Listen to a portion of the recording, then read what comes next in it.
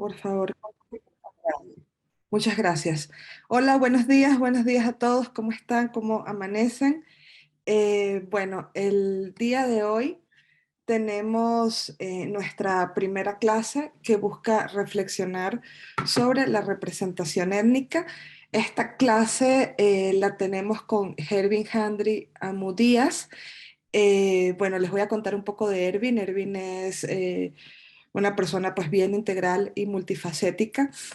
Él es sociólogo, especialista en alta gerencia, magíster de gobierno y candidato a doctor en educación. También es docente, investigador en etnoeducación, ciudad y ciudadanía. Es de Buenaventura, Colombia. También él durante gran parte de su vida se desempeñó como deportista de alto rendimiento, haciendo selección Colombia en Karate Do y Hapkido. Es experto en deportes de combate, pero también es docente universitario e investigador de profesión.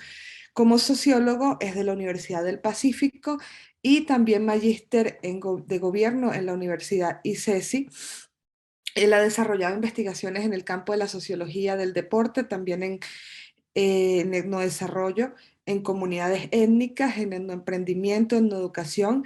Ha investigado temas de administración pública, políticas públicas, y también se ha desempeñado en el área de investigación de ciudadanía étnica y las ciudades étnicas, que es la base de su aporte a la sociología desde su tesis doctoral. Entonces le quiero presentar y agradecer muchísimo a Ervin por acompañarnos el día de hoy. Ervin, buenos días, ¿cómo estás? ¿Estás allí? ¿Nos escuchas? Aquí estoy juiciosito. ¿Me escuchan bien? ¿Me escuchan? Perfectamente. Sí. Bueno, primero que todo, muchas gracias por invitarme.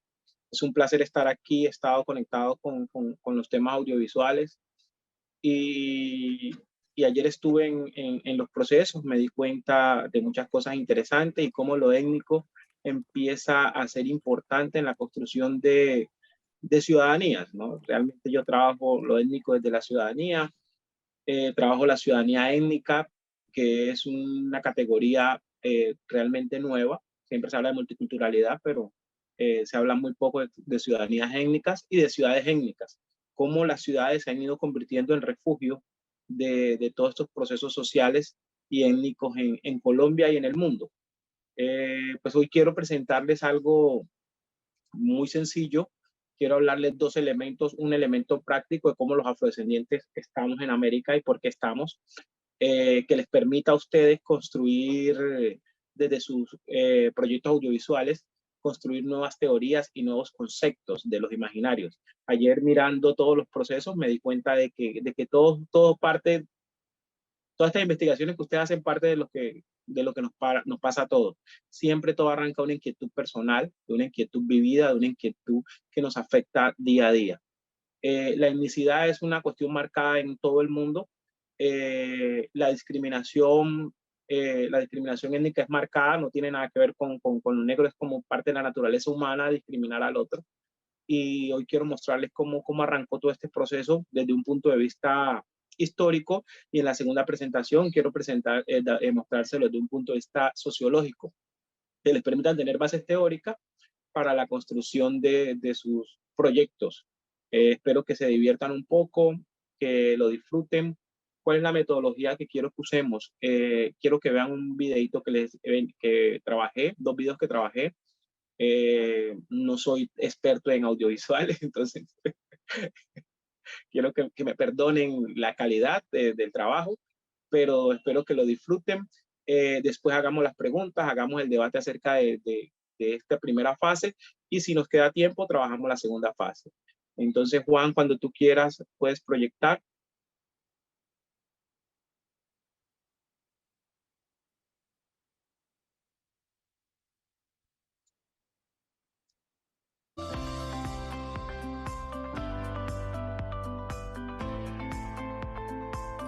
En este video hablaremos del entorno histórico de la esclavitud y la diáspora de los africanos. Empecemos.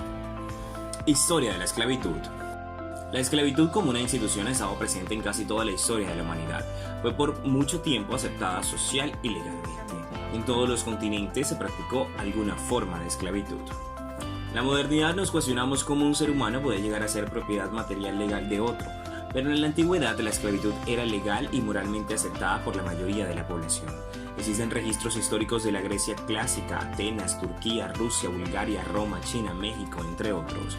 Pocas palabras, en los 5 continentes existió la esclavitud como forma legal y legítima, como un modelo de producción social económica para el mantenimiento de las élites políticas y económicas de los estados o imperios.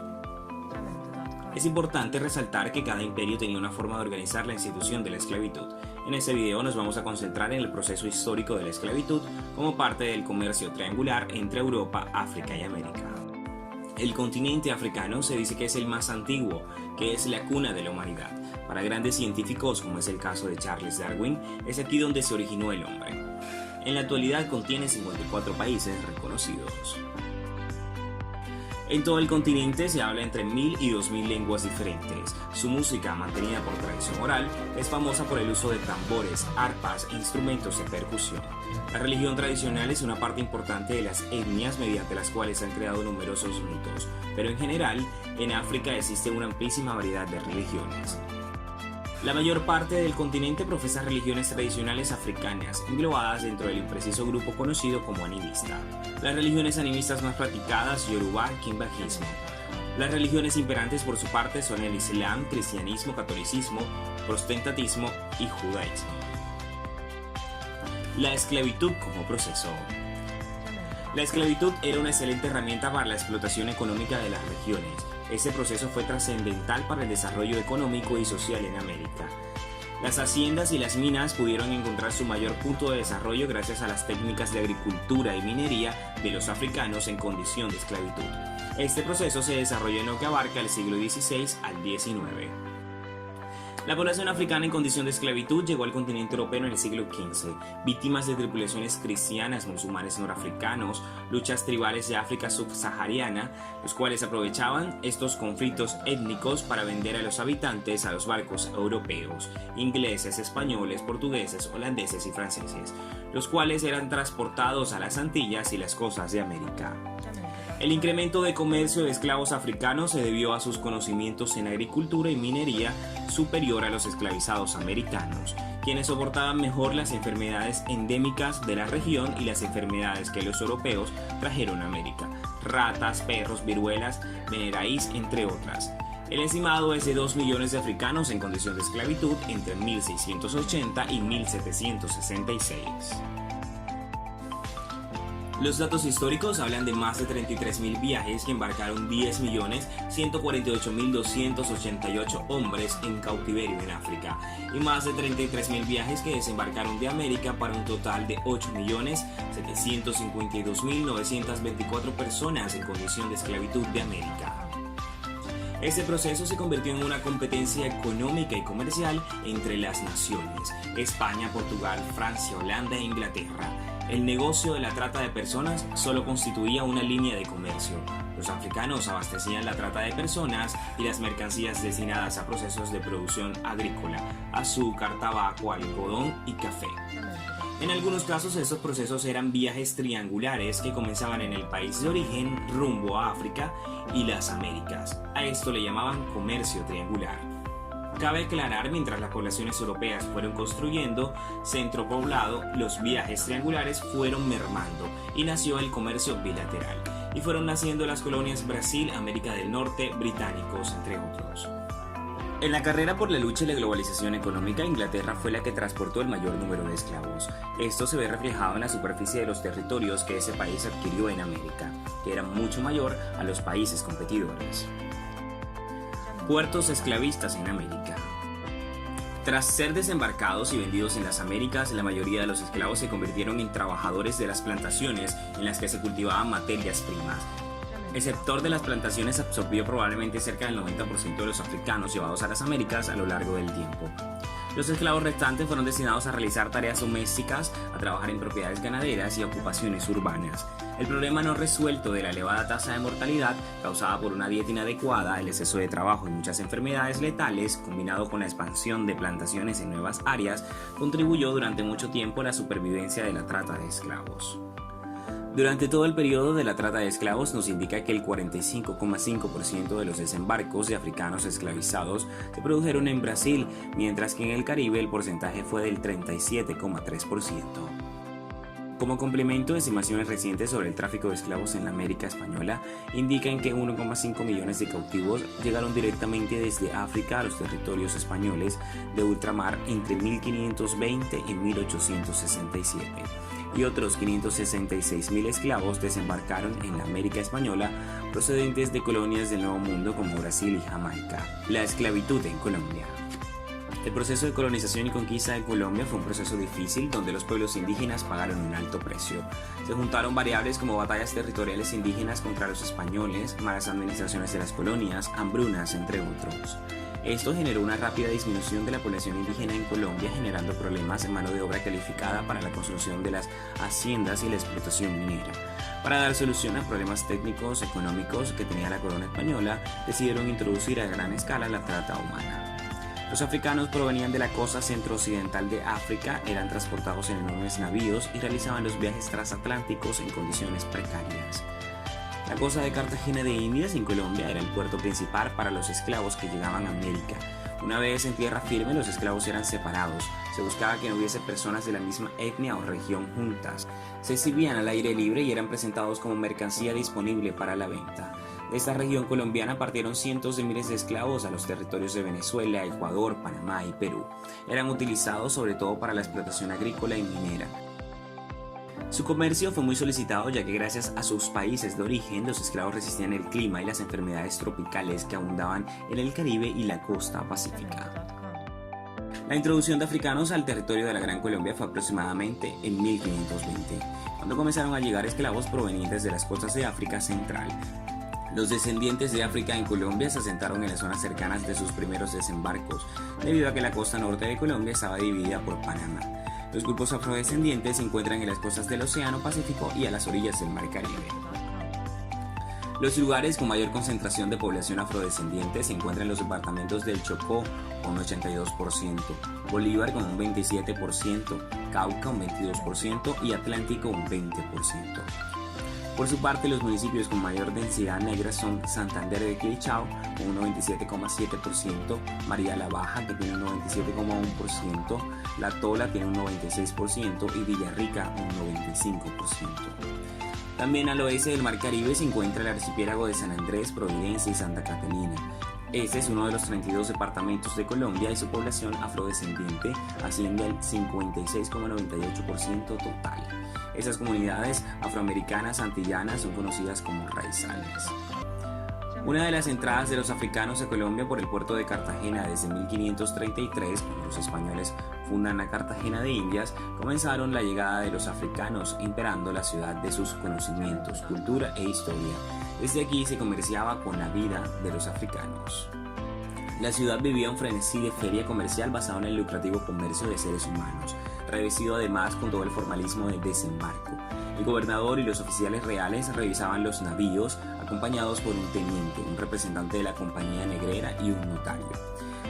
Se procedía a interrogar a la persona al mando de la embarcación sobre la cantidad de negros esclavos que sobrevivieron a la travesía, los decesos durante el viaje y las mercancías que acompañaban la cargazón. Luego eran sacados en lanchones hasta tierra firme donde se hacía un reconteo.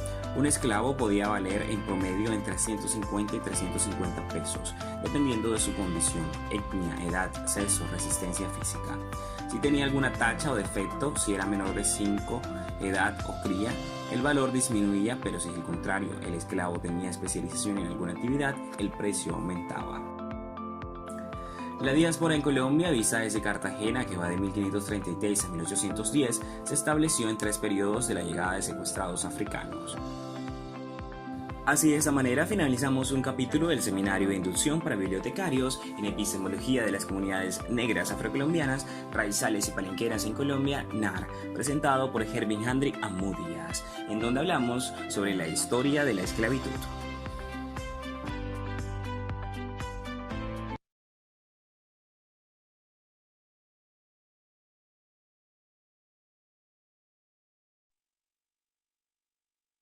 Bueno, yo siempre arranco esta ponencia con este video, que para mí es muy importante contextualizar todos los factores que permitieron para podernos parar desde el punto de vista epistémico donde estamos, desde el conocimiento y desde la realidad.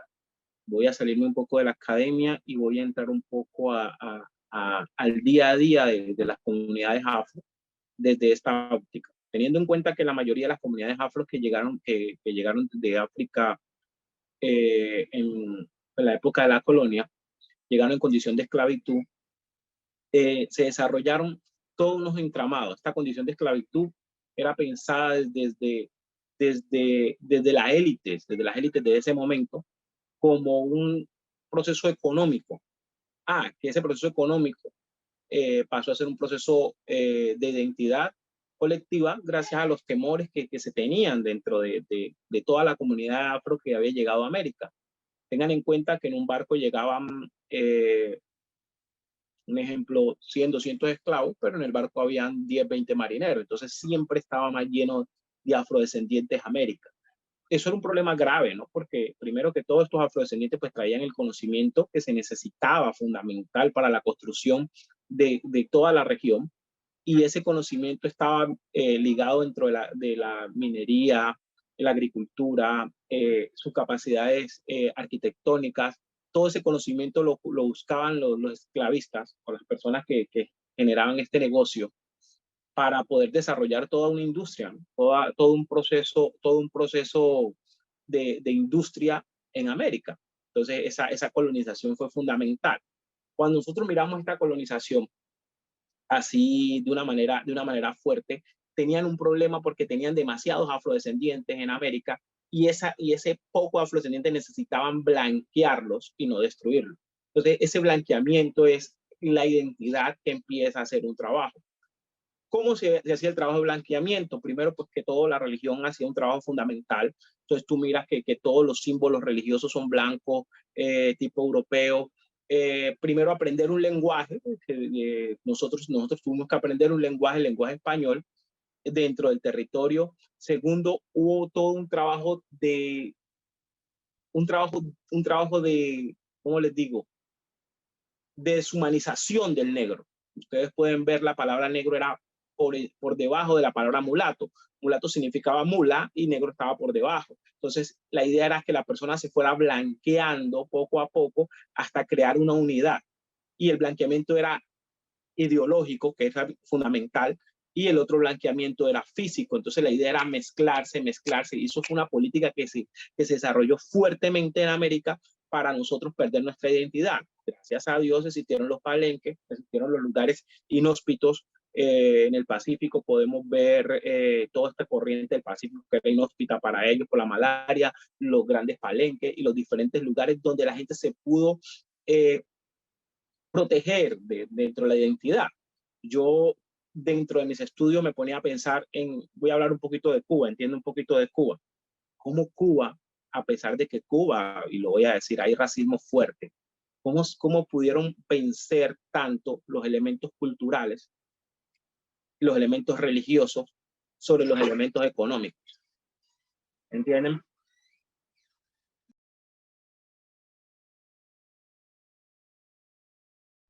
Hola, Erwin. ¿Estás ahí? Creo que se te fue el sonido. Esto de la tecnología. Bueno, después les explico por qué me estoy riendo.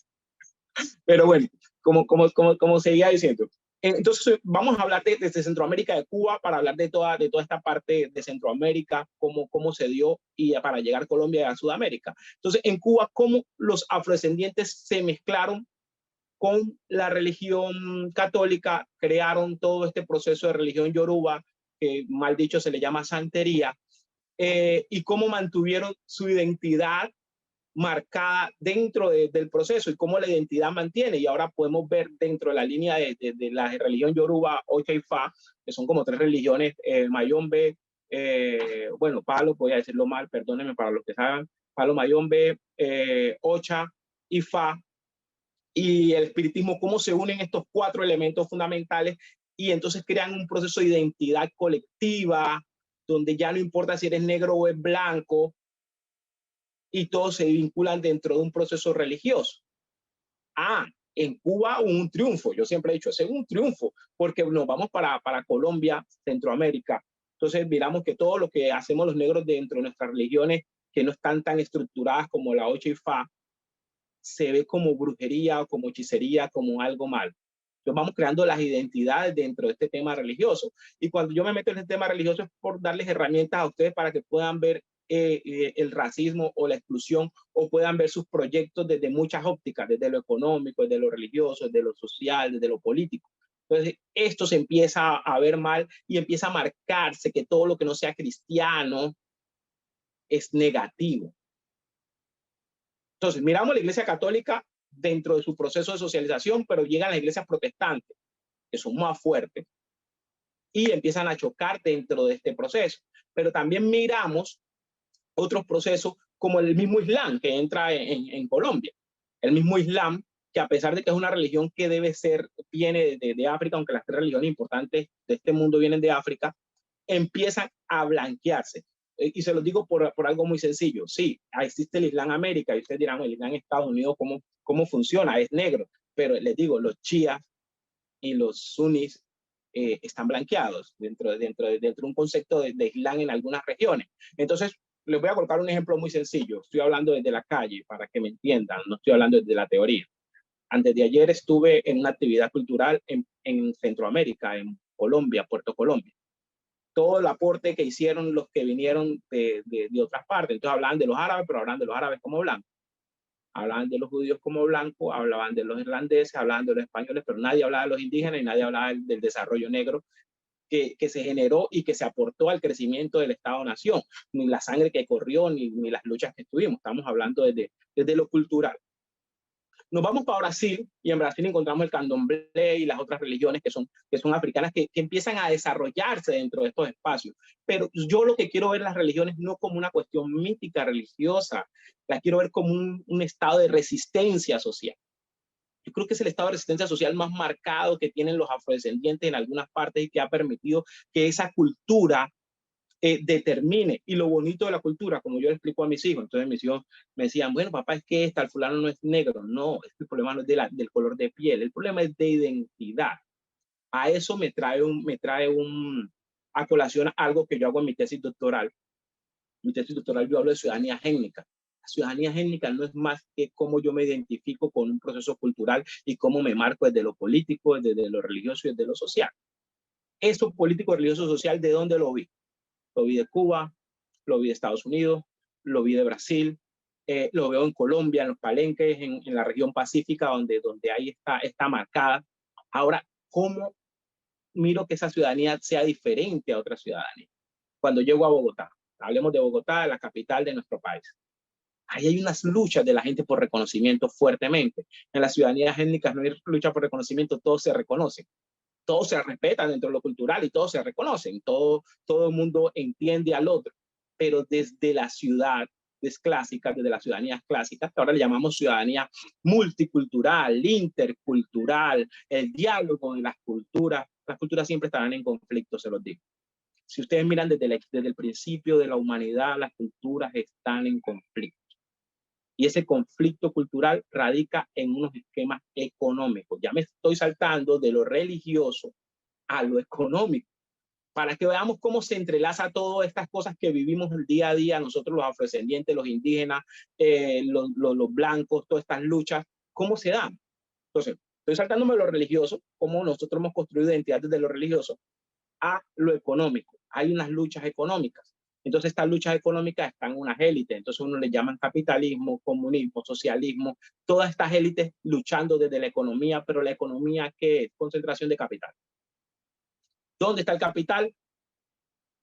En África, ¿dónde está el capital? En todas partes. A ellos no les interesa el color realmente. Lo que pasa es que el color se convirtió desde la historia una justificación para el proceso de esclavitud, o ahora le llamamos los procesos de trabajo no remunerado, porque hay personas que piensan que la esclavitud se acabó con la abolición como tal. Si usted trabaja en prestación de servicio, pues usted es un esclavo más, hermano. Qué pena. Pero siquiera cuando usted era esclavo, tenía derecho a la comida, tenía derecho a usted responsable de toda su situación, y su libertad no es tan abierta. ¿Por qué? Porque como ustedes pueden ver, los afrodescendientes tienen que hacer un esfuerzo doble o triple para avanzar a las esferas de poder. Ahora miremos estas esferas de poder desde lo económico, cómo se ve reflejado. ¿Cuántos afrodescendientes en Sudamérica, donde el racismo fue soterrado, oculto, donde no fue tan abierto, están en las esferas de poder, en las esferas de toma de decisiones? Cuando un país como Colombia, que es pluriétnico, multicultural y étnico desde la Constitución de 1991, estamos hablando desde el 91, que se autorreconoce recién, tiene que tener unas curules especiales para afrodescendientes e indígenas. Eso es claro de que no hay espacios de toma de poder. No hay espacios de toma de poder, ni de toma de decisiones. Cuando personas en el Congreso de lo político y económico dicen que reciben racismo dentro del Estado, o dentro del gobierno, perdón, el Estado somos todos, dentro del gobierno, reciben procesos de racismo. Cuando los medios de comunicación venden a los congresistas afrodescendientes como los más brutos y los más polémicos, cuando somos la minoría dentro del estado de poder, nos damos cuenta que no representamos a las élites de poder, y al no representar a las élites de poder, ¿qué sucede? Estamos por fuera de la élite, de los que toman decisiones, de los que crean los imaginarios, de los que crean las políticas, de los que crean todo el desarrollo. Ahora, alguien decía ayer en una de las entrevistas que me pareció fenomenal, que hablaba de la historia de su abuelita, no me acuerdo muy bien el nombre hablaba de la historia de su abuela, está escribiendo un artículo, y decía, mi abuela ocultaba eso. Ahora les voy a explicar por qué los afrodescendientes querían no ser afrodescendientes, porque fue difícil, fue casi imposible. No sé cómo nosotros estamos aquí avanzando y creciendo. Cuando les voy a decir cosas, yo nací en los años 80, yo llegué a vivir cosas como esta. Yo, en los años 80, estamos hablando de pleno desarrollo. Montarme en un bus y la gente no sentarse a mi lado. ¿Comprenden? Si ustedes pueden mirar eso, entienden que existen unos imaginarios sociales de los que toman el poder.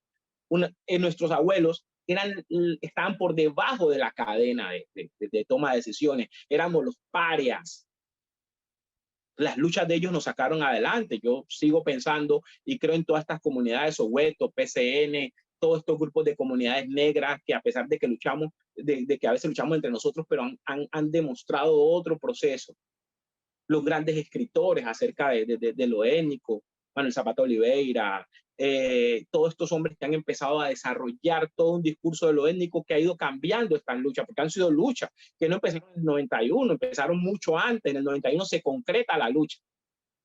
Y esa lucha del poder económico y político y el poder cultural es una lucha constante. Lo que yo quiero entender es que nosotros siempre estamos en lucha. El negro está luchando, el indígena está luchando, las minorías étnicas, bueno, los negros no somos minoría étnica, pero las minorías étnicas estamos luchando todo el tiempo por ese autorreconocimiento.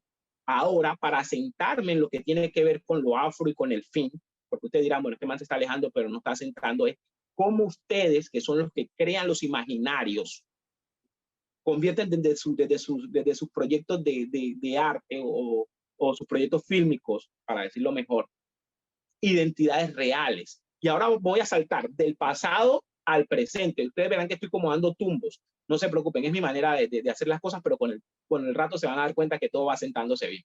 Entonces, miremos una película que a mí me fascina, Wakanda.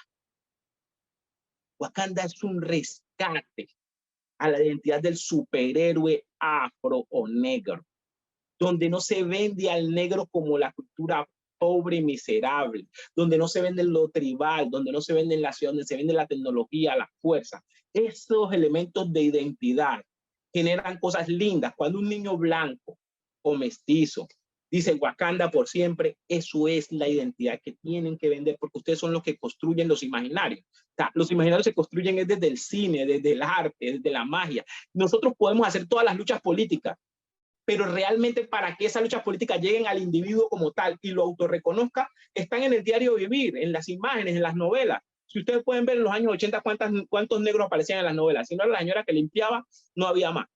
Por ahí apareció un negro en los años 90 desarrollando una novela en Colombia. Estoy hablando de Colombia, no voy a hablar de otros países, estoy hablando de donde conozco.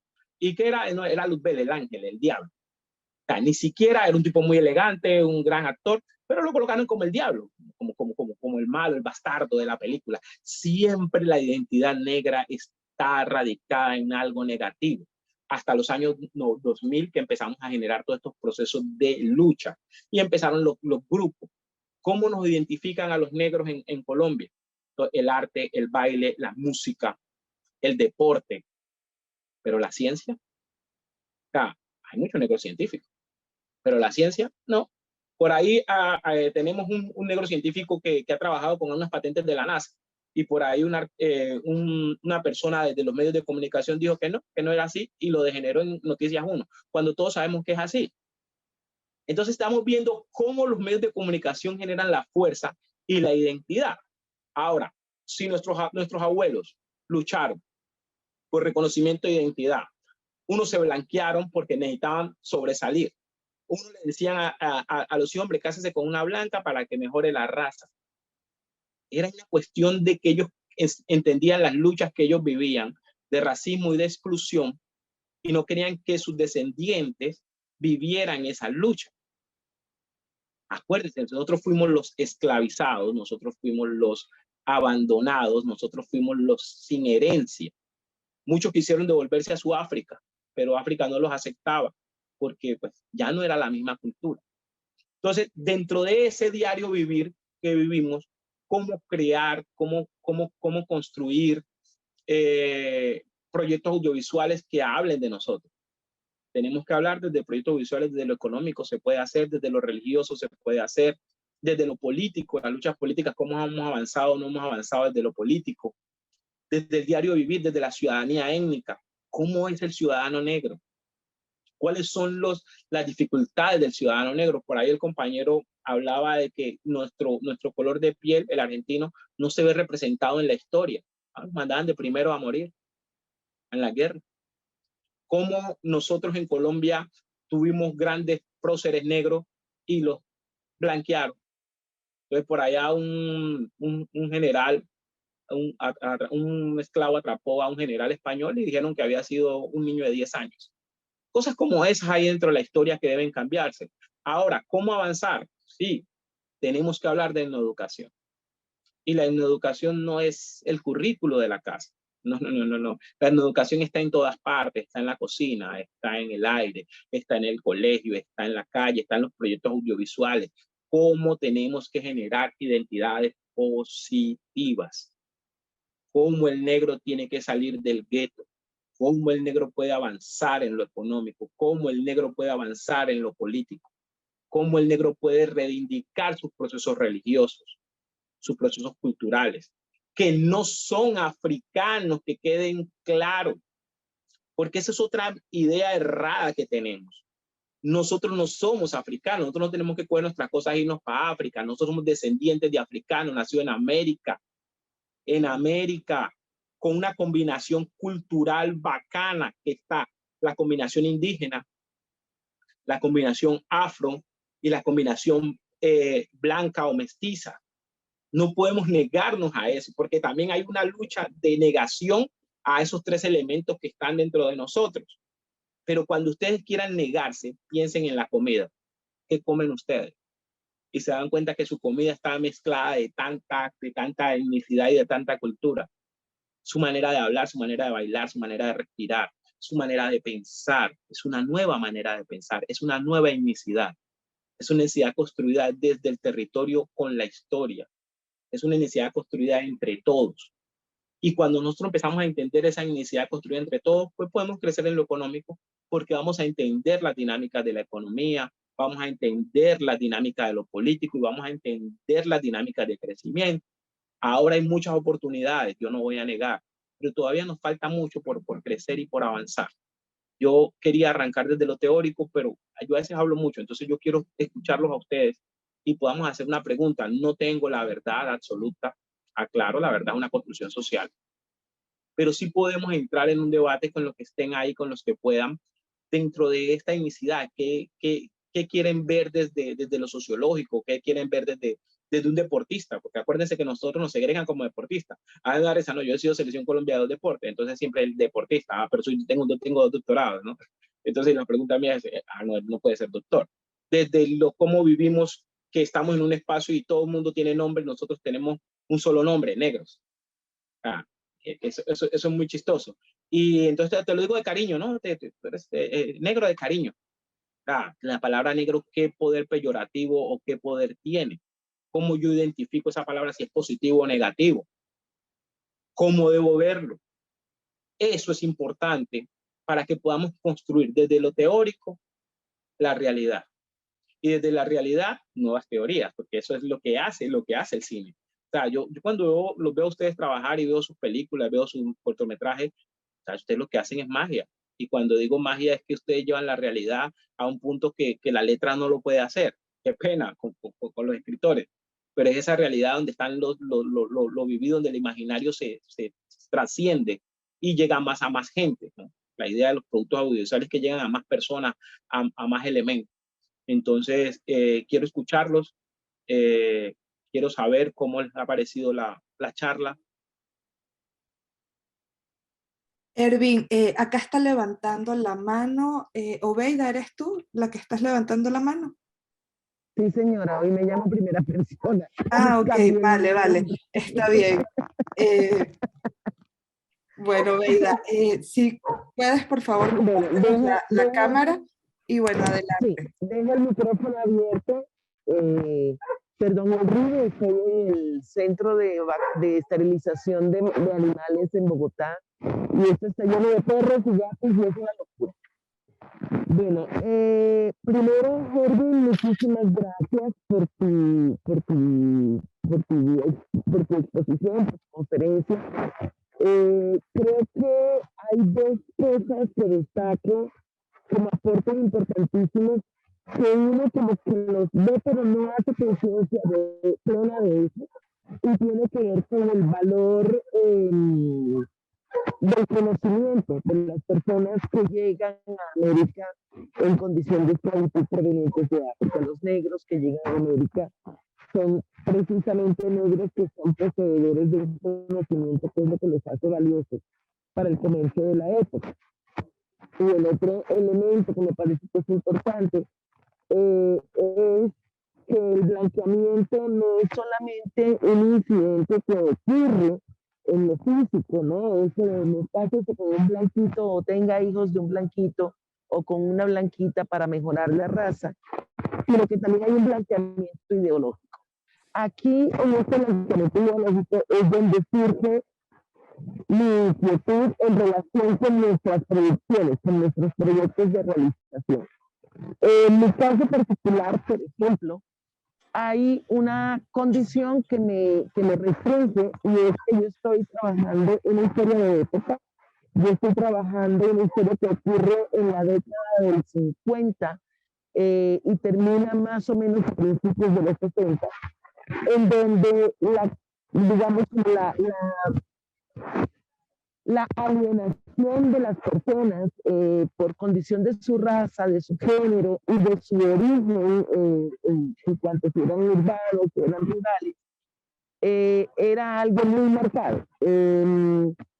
Los que venían del campo, generalmente, si no siempre, eran los servidores, eran los sirvientes, los que estaban ocupados del cuidado de los otros, los que estaban ocupados de la casa, de la cocina, porque no tenían acceso, precisamente por venir del campo, a la educación superior que les daba la posibilidad, la educación formal, la educación formal que les daba la posibilidad de ejercer los cargos de poder en la organización de la vida ciudadana. Las mujeres, con mayor razón, estaban supeditadas a estas acciones de cuidado. Entonces eran no solamente las criadoras domésticas, sino también las amas de casa, también las criadoras de los hijos. O como mucho, la mujer que lograba zafarse de esta alienación era la maestra o la enfermera, ¿no? Otras actividades de cuidado reservadas especialmente a las mujeres. Entonces, mi pregunta va, cuando estamos trabajando historias de época, ¿de qué manera podemos hacerle el quite? Hay historias de época de ficción. Creo que con el documental hay una cosa ahí de rigor que uno no puede eludir. Cuando estamos trabajando historias de época de ficción, ¿de qué manera podemos contribuir a la construcción de nuevos imaginarios relacionados con la raza? No te oigo, Tatiana, ¿estás hablando conmigo? Veo a Tatiana hablando y no sé si está hablando conmigo.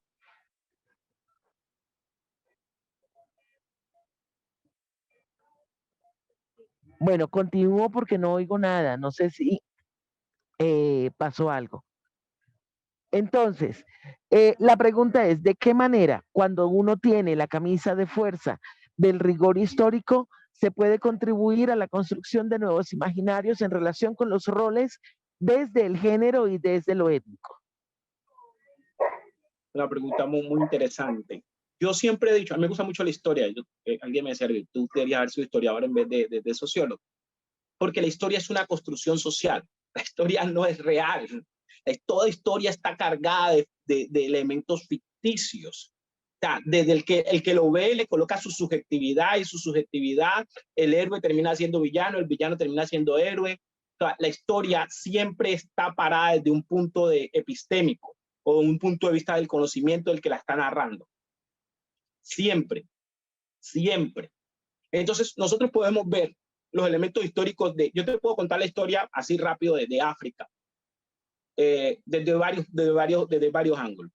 Ahí nació el imperio, todos los imperios nacieron ahí, los imperios egipcios, la África subsahariana, nacieron las 3 religiones más importantes, nació la cuna de la humanidad, la arquitectura nació ahí, la música nació ahí. Hay muchos elementos históricos que explican esta situación. También miramos que la esclavitud se demoró para salir de ahí. Las luchas tribales nos hicieron que los europeos entendieran y comprendieran que había todo un proceso social desequilibrado y que empezaron a comprar esclavos porque no fueron conquistados. Y así la historia es construida desde unos imaginarios. Entender que cuando construimos historia desde imaginarios. La verdad no es absoluta, es relativa. El rigor científico de ustedes en el trabajo es buscar la verdad, pero usted debe interpretar la verdad, ustedes deben interpretar la verdad porque ustedes crean arte desde la realidad. Eso es lo más lindo que tiene el cine, porque crea arte desde la realidad. Así como nos vendieron que todos los egipcios eran blancos, y nos vendieron que Jesucristo era blanco y que todos estos procesos eran, pues nosotros vendamos la historia que nosotros construyamos. Cuando usted ayer hablaba algo, porque era usted la que estaba hablando de la historia de su abuelita, que me fascinó, yo me fui como por allá a mi abuela y todo lo que vivía, me contaba mi papá. Yo decía, esos vacíos nosotros los podemos llenar con lo que queramos, porque nosotros estamos reconstruyendo los imaginarios. Eso es lo que ha hecho Wakanda, la película Wakanda, reconstruir imaginarios. Eso es lo que ha hecho las películas americanas de presidentes negros. ¿Se acuerdan que hubo un tiempo que empezaron a meter el presidente negro en todas las películas y terminaron con un presidente negro que fue Obama? Esa construcción, esos imaginarios se van creando desde la ficción. La misma religión en todos los elementos, y no voy a hablar más de una religión ni de la otra, soy respetuoso de todas las religiones están cargadas de ficción o algún elemento de ficción. Todas. Y podrán decir,